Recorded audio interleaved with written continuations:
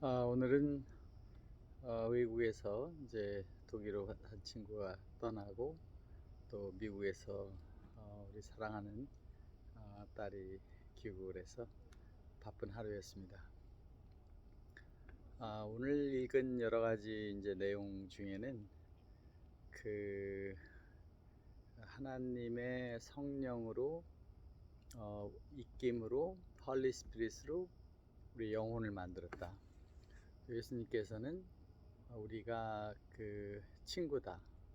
우리가 생각하는 예수님, 신과 가장 근사한 독생자, 당시까지 독생자로 얘기할 수 있는 이 지구촌의 인물이 만약에 예수님이었다고 생각한다면, 그때 그 컨스탄틴 대제 때까지 오면서 두 개의 큰 파가 이제 디베이트를 했다고 그래요.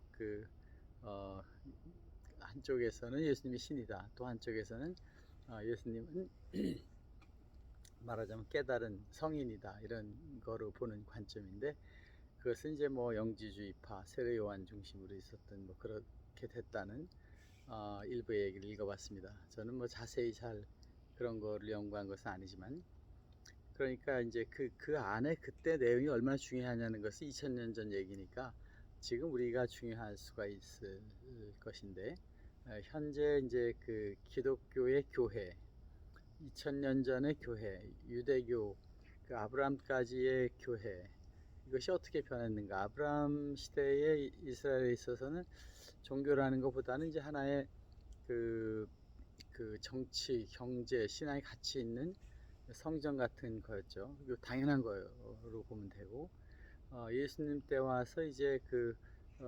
로마인들이 이스라엘 잡고 있으면서 말하자면 이스라엘의 종교 이렇게 된 것이 유대교 같이 이제 이렇게 되고, 예수님 오셔서 새로운 복음의 이야기를 하다 보니까 그것이 이제는 유대교와 또 거기서의 새로운 이단 기독교인데, 그때 기독교 초창기 기독교는 그 사실은 지금의 이제 성경이라는 체계가 없을 때니까 그 어떻게 보면 수도원 같은 개념의 세례요한 중심으로 한 수도원 같은 개념의 영지주의 학파들, 지금 우리가 그 사회 문서에서 나오고 있는 사회나 뭐 이런 데서 있었던 이제 동굴에서 연구를 하는, 신앙을 하는, 뭐 우리 일반적으로 보면 이제 돌을 닦는 것 같은 그런 것들도 있었던 것 같습니다. 이제 그때 컨스탄틴이 했던 300년도 400년도 시절에 정리를 하면서 사도신경을 중심으로 하는, 그러니까 사도가 되는 신경은 성경에 있는 것이 아니라 새로 정의를 하죠. 컨스탄틴 때 예수님을 신으로 봐야 된다, 부활했다, 동정녀로 태어났다, 이거 우리랑 완전히 다른 걸로 먼저 정의하고 들어가죠.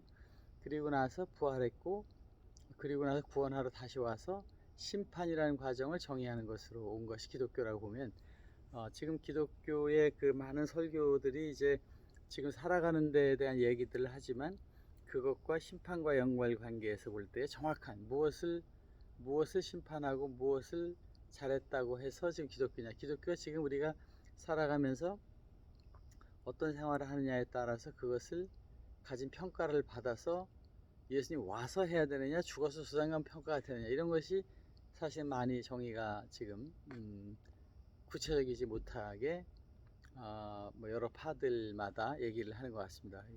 그것조차도 타치하기 어려운 부분이죠. 그럼 저같이 이제 개인적인 기독 신앙을 하는 사람 입장에서는 기독교 교회를 가는 목적은 뭐냐? 첫 번째는 가서 예수님 말씀을 듣고 또 성경 말씀을 듣고 해서 가는 것이 하나 있고, 또 하나는 그 기독교에 가서 모임과 사람들을 만난다, 그것이 있고, 세 번째는 어쨌든 그 기독교 시키는 사도신경에 있는 거에 믿음이란 조건을 통하게 되면 일단 보험은 들어놓는 것이 아니야, 구원 받는다고 하니까. 뭐 그런 것에 대한 사실은 그 막연한 생각을 갖고 가는 것이 사실이고, 그 중에서 구원에 대한 대화, 정말 구원 받은 겁니까? 받았냐? 믿는 겁니까? 아닙니까? 이것은 너무나 추상적인 얘기가 되기 때문에 다 언급을 하지 않는 것이 사실상 기독교인들의 위치다, 이렇게 생각이 됩니다. 그럼 지금 이제 50년 이상을 그 교회를 다니면서 기독교인의 모습에서 제가 이제 항상 방황하고 있는, 항상 방황이죠. 그러면 철학자들도 똑같은 것 같습니다. 인생이 무엇인가, 인간은 무엇인가, 나는 무엇인가에 대한 것을 영원한 그 화두로 가져가는 것 같이 이렇게 설명하는 그 철학자들도 많이 있어 보이는데, 명쾌하게 그 얘기가 나온 것이 없다. 그냥 명쾌한 거라고 얘기하면 행복하자는 것이다. 행복하려면 어떻게 되느냐? 그럼 자기를 연구하고 자기 안에 있는 자기 참아의 모습을 가지고 에고라는 것을 잘 트레이닝해야 된다. 뭐 이런 식으로 정의가 되어 가고 있는데, 그 과정도 일부 기독교에서는 기독교를 하게 되면 그 과정을 가고 있는 형식이고, 거기에 저 앞에 뭔가 좀 더 구체적인 종교적 힘을 주게 하려니까 심판이라는 걸 얘기하게 되고 구원이라는 걸 얘기하고 되는데, 그것이 그 구원에 대한 정확한 정의, 천국에 대한 정확한 정의가 없는 가운데 그 진행되고 있기 때문에 이것이 다 어떻게 보면은 믿음을 흔들리게 하는 그런 것이 현대 기독교의 딜레마가 된 것이 아닌가 이렇게 봅니다. 결국은 지금 기독교에서 그 생각하는 구원이라는 정의와 이 천국에 대한 정의를 어떻게 하느냐에 따라서 기독교의 방향이 달라지고 또 교회의 미션이 무엇인가가 달라지는데, 그 교회라는 것과 지금 그 코로나 이후의 내용을 살펴보게 되면 상당히 여러 가지 중요한 것들을 우리가 언급을 해야 되는 그런 상황이 된 것은 틀림없습니다. 교회라는 구조를 통해서 거기에서 성도들이 있고 목사님이 있고 뭐 공동체가 있는 거죠. 그러한 공동체의 활동 속에서 그럼 교회는 앞으로 어디로 가야 되느냐? 교회의 공동체가 중요하고 그 안에 있는 성도들이 중요한 거냐, 아니면 교회에 가는 목사님이 있고 그걸 통한 하나님과의 그 접목 관계를 만드는 공간이 필요한 것이냐는 걸 볼 때, 이미 이 코로나를 통해서 이제 많은 것이 그 교단에 의해서 비대면이라는 것이 가능하게 됐고, 비대면이라는 예배를 인정하는 이상 앞으로 그것을 다시 돌이킬 수 없는 종교적인 이제 그 한 발을 디딘 거죠. 결국 교회 성전에 이제 공간 개념이 없어지는 하이브리드 그 교회가 된다고 했을 때, 그 교회의 향후의 의미와 미션과 또 교회에서 얘기하는 소위 2000년 동안 내려온 사도신경적인 기독교 구원론을 어떻게 가져갈 것인가에 대한 것은 이제부터 우리가 좀 더 자유롭게 또 그것을 통해서 사실 사람들 가슴에 와닿게 하는 것이 됐을 때, 애프터 코로나의 크리스찬의 새로운 그 부활이 시작될 수 있다 이렇게 저는 생각합니다. 그런 면에서 신에 대한 정의, 신이 무엇이냐는 것을 창조주다 이렇게 했는데, 그러면 우리가 지금 생육하고 번성해서 세상을 주관하라고 한 창세기의 인간을 만들어 놓고 세상을 관장하고 번성하고 또 이런 소사이티를 만들어가는 그 과정은 창조가 아니냐? 신은 미리 그럼 그 창조를 다 해놓지 왜 우리가 지금 살아가면서 이렇게 하게 만들었느냐? 구원이라는 과정을 지금 현재 진행을 이제 심판 타락해서 갔다는 이런 생각을 그 좀 극단적인 생각, 먹었으니까 죽어야 되고 죽을 걸 살려니까 예수님 와야 된다, 이런 극단적인 생각이 아니라 잘못될 수도 있고 잘 될 수도 있는데, 잘못되더라도 계속해서 발전시켜 나가고, 그것이 악과 선이 어둠과 빛처럼 그걸 대립적 관계, 사탄과 하나님과의 싸움 관계를 보지 말고 그것도 다 하나님이 만들어 놓은 어떤 역학적인 관계, 피직스 안에서 덮고 축구한 것처럼 악과 선도 그런 걸 통해서 발전하게 되는 창조된 하나의 그 결과물이다 이렇게 놓고 보면, 우리는 그걸 통해서 성숙하고 발전해 나가는 창조의 과정이 있다라고 해석을 하는 것이 지금 사실 우리가 말은 안 하지만 모든 사람 그렇게 믿고 지금 교회를 다 하고 있다는 것입니다. 모든 사람이라면 좀 심각하지만 좀 극단적이긴 하지만 많은 사람들 마음속에 믿음이라는 추상적인 단어와 구원이라는 추상적인 단어, 천국이라는 추상적인 단어를 놓고 각자가 나름대로 추상적인 생각을 하면서 자기의 신앙을 갖고 있는 것이 사실이다. 그럼 그것을 전체적으로 어우를 수 있는 기독교의 기독교의 공통점이 뭐냐?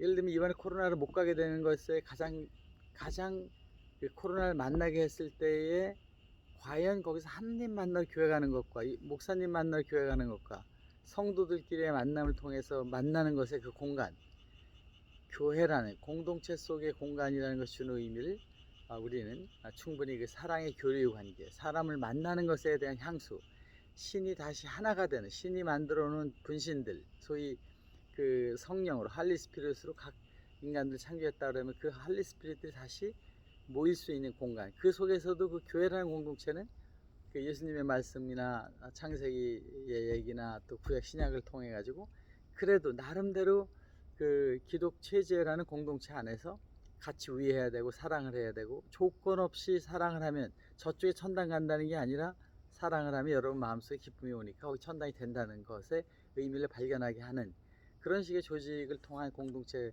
소사이티를 만들어서 어떻게 보면 이 사회의 시대에 아주 이상한 집단의 무리 공동체를 만든 거죠.